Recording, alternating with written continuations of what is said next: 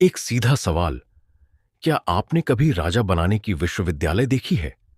इतिहास में कितने बड़े बड़े राजा हुए, सम्राट हुए, बादशाह हुए।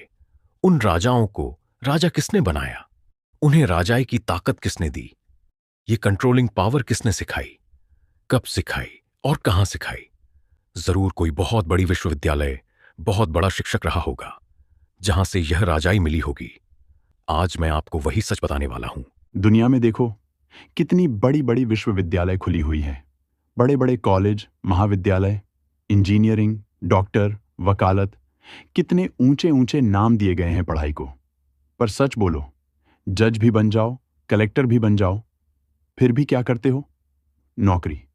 तुम किसी के अधीन रहते हो, किसी सिस्टम के अंडर काम करते हो। ये सब मनुष्य गुरुओं की पढ़ाई है।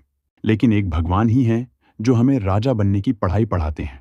यह है ऊंचे से ऊंचा शिक्षक, सुप्रीम टीचर। ऐसा शिक्षक जो महाराजा महारानी बनाने वाला है। भगवान ही है जो अभी राजयोग की पढ़ाई पढ़ा रहे हैं। ऐसी पढ़ाई पढ़ाने वाला यह आज तक किसी ने देखी नहीं होगी। यह राजयोग राजा बनाने वाला योग है। हिटलर, मुसोलिनी, नेपोलियन ने हिंसा से राज करना चाहा, पर हिंसा से दिल नहीं जीते जा सकते। पर यह सहज राजयोग तो आज समझ लो, जो राजाई इतिहास में थी वह राजयोग से मिली थी, और जो राजाई आने वाली है वह भी राजयोग से मिलेगी। अभी इसी समय भगवान बाप स्वयं आए हुए हैं तुम्हें राजा बनाने। वास्तव में गीता में ही सहज राजयोग की शिक्षा दी गई है। इसलिए गीता में आया है, राज विद्या राजगुह्यम पवित्रमिद मुत्तमम।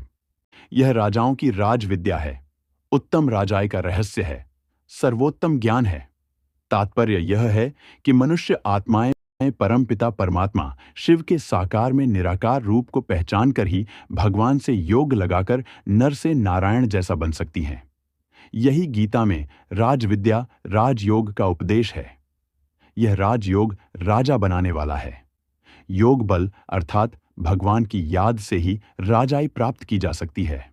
जो अभी इसी समय एक व्यापी बाप को पहचानेंगे और उनके द्वारा पढ़ाई जा रही राजयोग की पढ़ाई, दिए जा रहे गीता ज्ञान को सुनेंगे, समझेंगे, पढ़ेंगे, वे अपनी आत्मा में कंट्रोलिंग पावर बढ़ाएंगे।